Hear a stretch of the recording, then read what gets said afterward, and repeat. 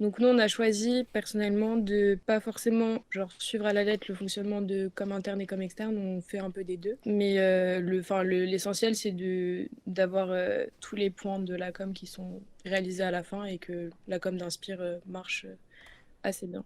Et du coup, on va vous faire la formation assez rapidement pour que vous puissiez profiter de votre week-end de 3 jours. Donc du coup, comme elle vient de dire, il y a les deux parties. Donc la communication externe, en ce moment c'est moi qui suis responsable communication externe. Donc normalement j'ai en charge la création de contenu et la veille à la visibilité et au développement. Donc création de contenu, clairement tout est bon pour faire de la com, soit de l'image, de la vidéo. On a aussi les goodies les affichages pour les goodies à réaliser, les affiches, les kakéménos, c'est ce que vous voyez, le dépliant qu'on met souvent au début à l'entrée de l'amphi.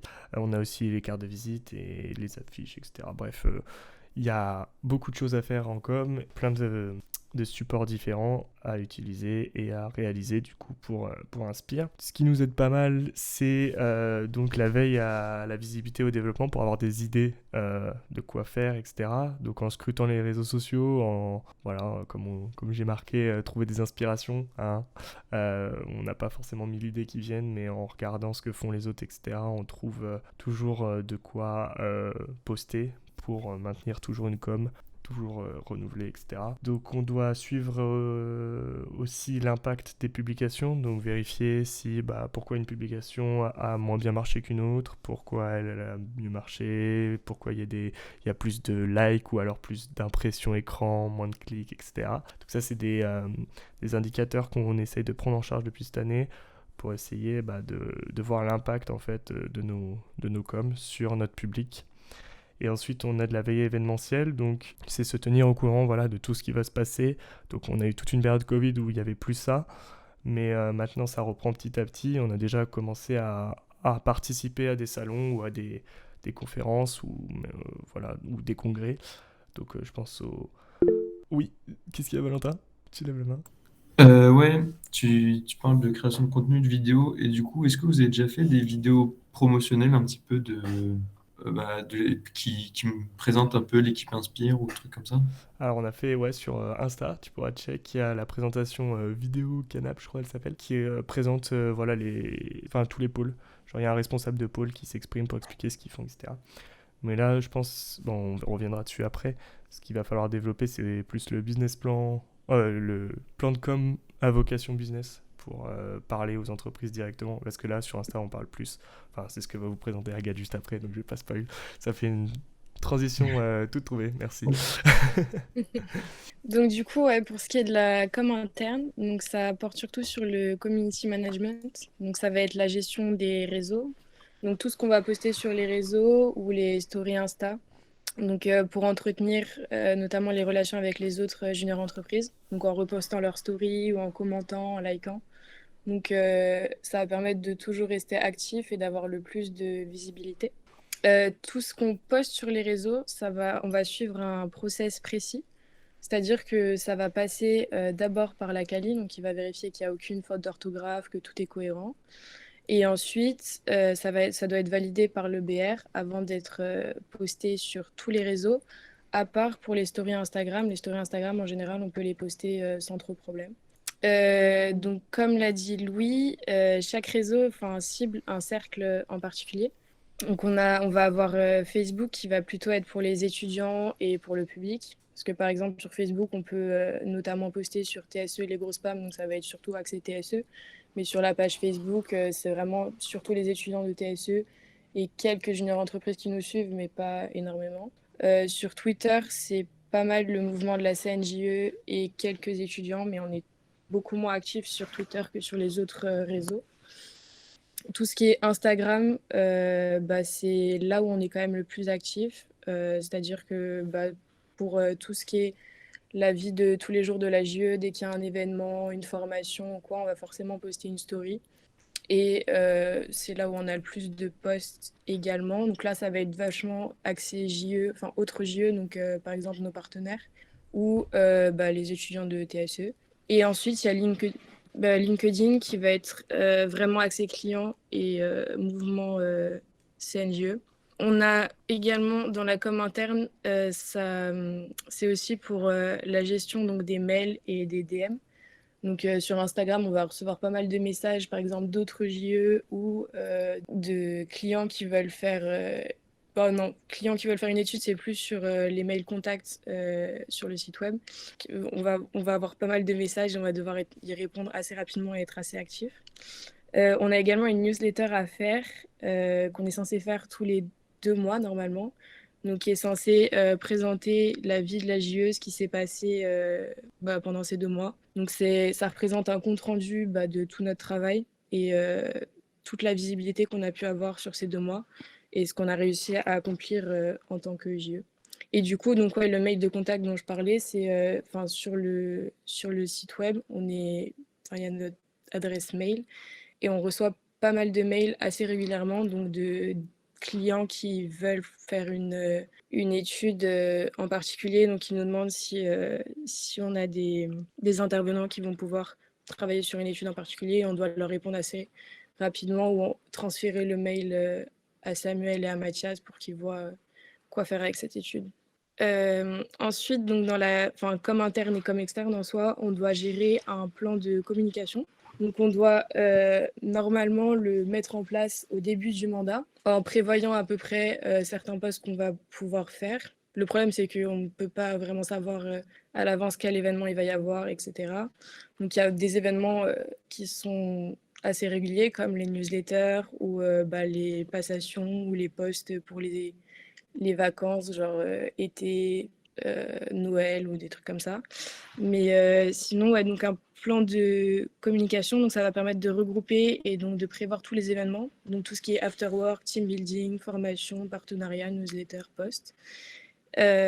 Donc, dans un plan de communication, il y a différentes parties. Donc, il y a l'événement, la date de l'événement, sur quels réseaux sociaux ça va être posté. Parce qu'en fonction du post, enfin de l'événement ou du post qu'on va faire, il y a on va chercher à cibler différentes personnes. Donc, du coup, il y a également les destinataires. Donc, tout ce qui est, genre, si c'est étudiant, on va surtout poster sur Instagram et Facebook. Si c'est plutôt pour la CNJE ou les clients, ça va être surtout LinkedIn. Donc, ce plan de communication, il est important parce que ça va permettre de suivre les actions de l'asso, sa portée et donc ce qu'il faut améliorer pour avoir le plus de visibilité auprès des clients, autant que la CNJE et que les autres JE. Et donc ce qui est important dans le pôle com, c'est de le mettre à jour le plus possible et de s'y tenir pour avoir une com assez régulière et surtout efficace. Ensuite, tous les mois, on va avoir besoin de remplir les indicateurs.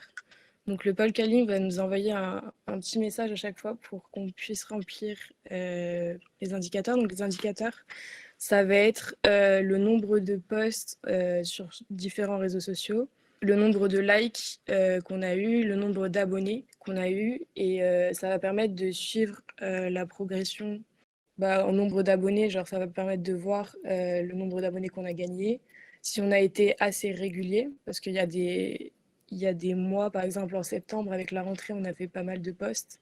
Et après, ça a été plus compliqué parce qu'il faut toujours trouver des idées, il faut être assez disponible. Donc du coup, ça permet de voir si on a été assez régulier ou pas. Et ça permet aussi de se rendre compte de notre visibilité sur tous les réseaux. Est-ce qu'on a réussi à toucher pas mal de monde?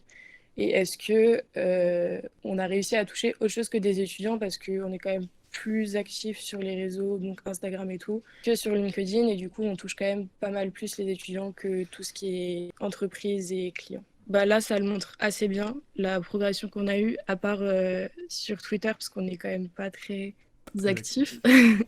Mais il y a eu pas mal d'évolutions de followers sur sur nos réseaux quand même. Surtout au début du mandat, on a quand même fait la vidéo, la vidéo Canap, qui a pas mal marché et qui regroupe, qui présente pas mal l'association. Et c'est le premier truc que tu vois en général quand tu regardes nos réseaux sociaux.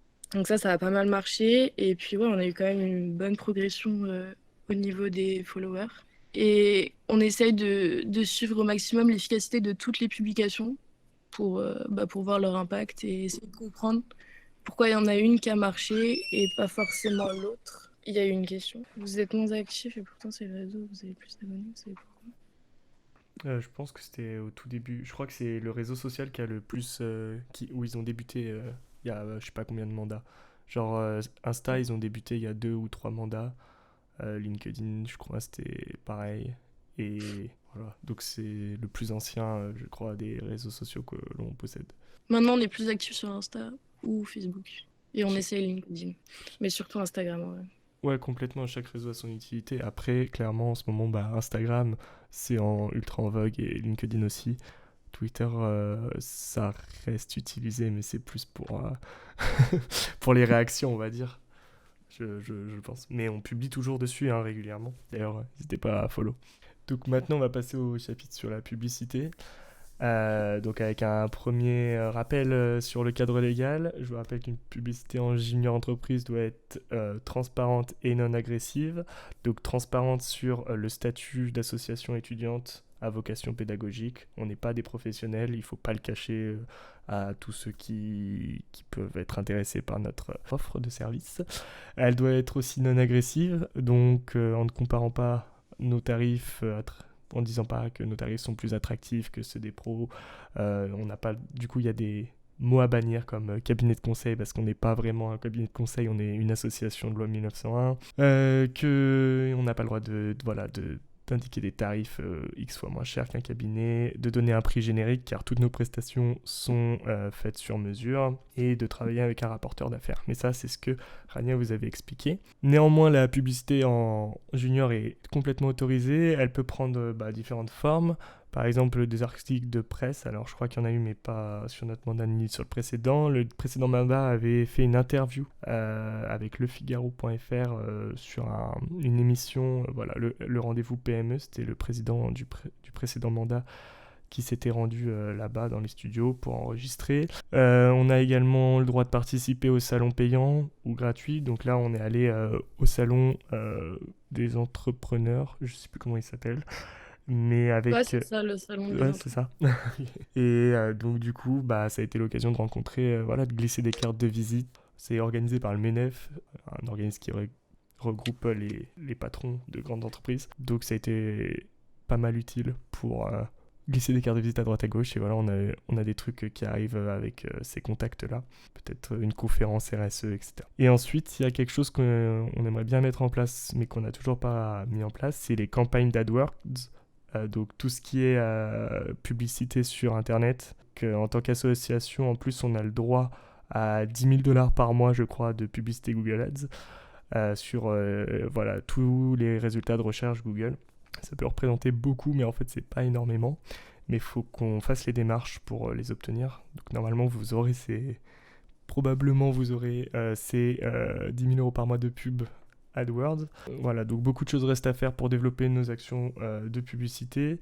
On peut aussi mettre en place du growth marketing. Donc on a commencé à vous en parler vite fait lors du pôle commercial. Ça consiste à récupérer toutes les données possibles lorsqu'un utilisateur est sur notre page web ou sur nos sites, parfois sur nos réseaux sociaux, et suivre en fait tout son cheminement pour voir quelle page il a cliqué et combien de temps il est resté dessus, pour voir si tout est pertinent et si on peut lui faire une publicité précise, par exemple lui envoyer un mail, le contacter directement, etc. pour savoir si en voyant qu'il est intéressé, on peut le poursuivre un peu comme ça grâce à tous ces traceurs. Et aussi connaître les points forts et les faiblesses de chaque maillon de la chaîne de transformation d'un prospect en client. Donc savoir si par exemple il s'est arrêté à contacter notre bureau parce que on aurait dû le contacter au final au lieu que ce soit lui qui vienne nous voir.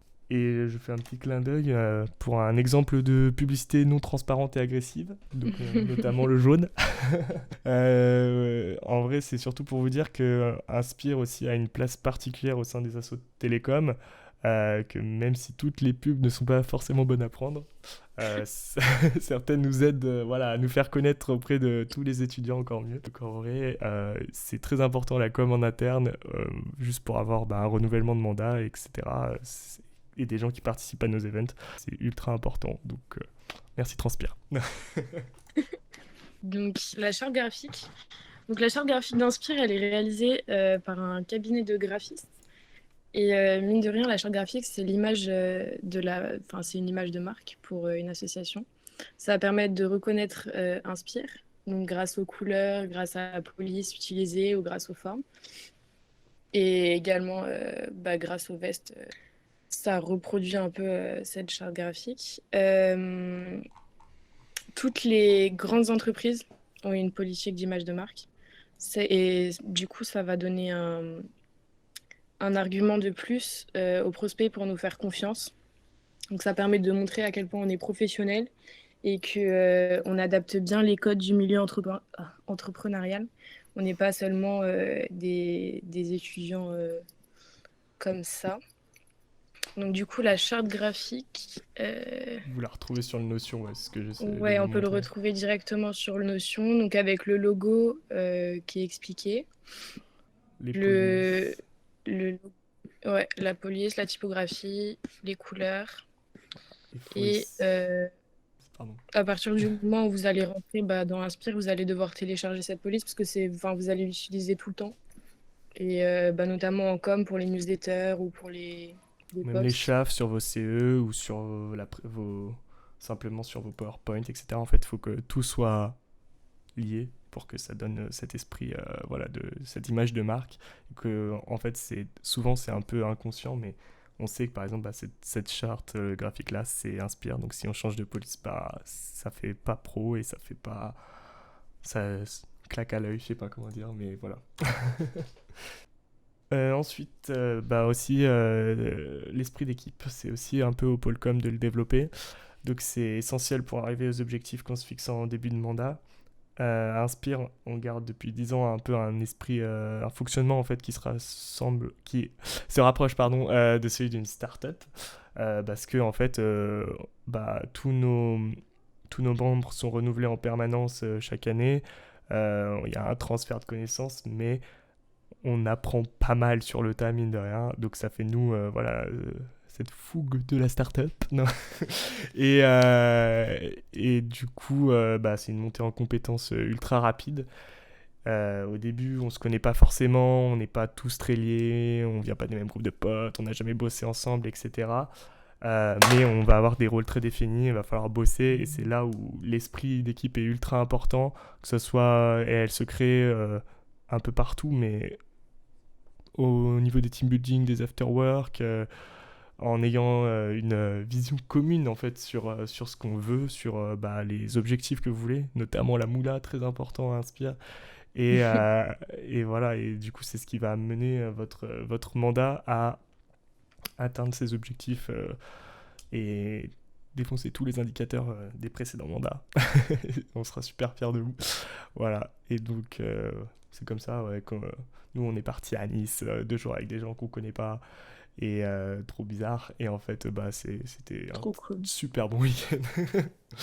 Et voilà, donc c'est aussi au rôle du Polcom de communiquer sur ses valeurs, sur ses moments de partage, et voilà, et c'est la fin.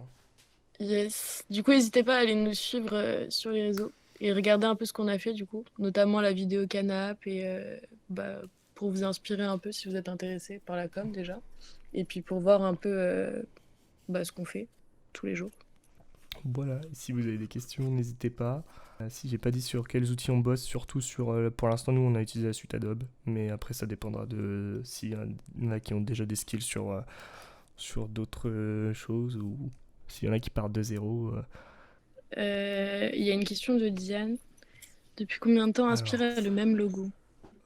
je vais checker s'il y a une date qui traîne quelque part, mais je n'ai pas cette info. Pas sûr. Alors la charte graphique d'Inspire a été éditée le 5 avril 2016 apparemment, la dernière.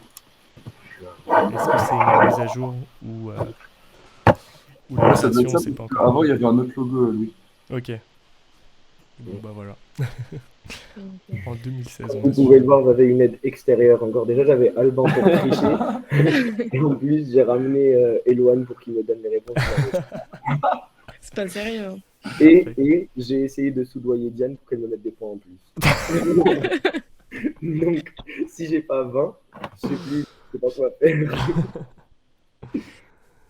Benjamin, sur le planning, ça parlait de rediff Twitch. Oui, en fait, il y a une chaîne Twitch, TSE, je sais plus comment ça s'appelle. Twitch. Twitch. Et du coup, le Mathias et l'ancien président d'Inspire étaient passés dessus, en fait. C'est pas notre chaîne Twitch, c'est juste qu'on avait fait un passage dessus et du coup, on avait relayé la rediffusion Twitch sur nos réseaux. D'ailleurs, il y a un réseau qu'on a ajouté un peu à la va-vite cette année, c'est TikTok. Mais c'est une volonté de la secrétaire générale, donc pour l'instant, nous, on ne l'utilise pas TikTok? vraiment. Ouais, elle a créé un compte TikTok un jour, un peu sur Ouais. un coup de tête. Donc si vous êtes chaud à reprendre le Polcom et que vous êtes chaud sur TikTok, voilà. Reprendre le compte TikTok aussi avec les autres réseaux. Mais en tout cas, il faut se concentrer au moins sur ces quatre-là et TikTok, on verra. Et Benjamin, le Diabo, il fait un quoi? C'est un PowerPoint. Ouais, c'est juste un. C'est un. Ouais, Ah ouais, c'est sur Google, quoi. Ah, là, c'est sur. Ouais. Est-ce que vous avez d'autres questions ou c'est Mais good? c'est compatible avec OneDrive aussi, du coup. Parce qu'on a la licence avec l'université. Donc, on édite tous les documents Word, enfin, tous les documents texte, genre les CE, etc., sont à éditer sur Word. Parce que ça a été créé sur Word, le template. Et après, PowerPoint, ça a l'air de bien fonctionner sur Google. Donc, tu peux faire les deux. Pas d'autres questions? Exclu de la réunion. Je suis sûr que c'est Nabil qui a fait une connerie, ça. Ouais. C'est obligé. Je me demandais juste, est-ce qu'il y a des exigences, par exemple, de nombre de postes à suivre? Alors, de la part de la CNJE, non. Ils nous incitent tous les ans à poster plus et plus régulièrement. On Ouais. essaye de faire on aimerait bien là en ce moment faire une fois toutes les 2 semaines, mais en vrai, Ouais. ça dépend vraiment du contexte et de ce qu'il y a à poster. Ouais, c'est ça, s'il n'y a rien à dire. S'il n'y a rien à Ouais. dire, c'est chaud d'inventer des trucs. Mais après, le plus important, c'est vraiment d'être régulier, en fait. Genre, à chaque fois, on nous dit, enfin, à chaque audit, le même message qui revient, c'est d'être régulier. Un maximum. Ouais, tu donnes les news, quoi. On a la newsletter, mais pareil, par exemple, pendant les vacances, on n'a pas pu en éditer une parce que Il n'y avait rien. il y a rien. Enfin, les études se poursuivent, mais voilà. Mais après, du coup, c'est ça qu'on cherche aussi à développer, c'est parler, poster, faire des posts sur si une étude s'est bien passée, voilà, donner l'avis du client, qu'est-ce qui a été réalisé, donner l'avis de l'intervenant. Et ça fait des posts qui ont une vocation business et qui en plus permettraient de compléter notre feed quand on n'a rien de concret à poster. Oui, il y a toujours des trucs à faire. Bah, On va conclure. c'est bon, hein, je crois. Eh ben, merci à tous d'être venus pendant ce week-end. Profitez bien de la suite. Du coup, on vous libère un peu avant, c'est cool. Let's go. Merci. Et puis à lundi, n'hésitez pas. Yes. Si vous avez d'autres questions Et et tout. n'hésitez pas à nous envoyer des messages si vous avez d'autres questions. Si vous êtes intéressé par la com ou quoi. Je crois qu'on doit faire une éval aussi, mais du coup semaine pro. Ah ouais, ils ont Ouais, vu ça. mais ce sera plus chillette que tous les autres, vous inquiétez pas. Bon week-end. Bon week-end. Profitez Bon bien. week-end, Bon merci. week-end. Ouais, ciao. Merci, Bon week-end. week-end. Salut. Enfin, comment? Salut.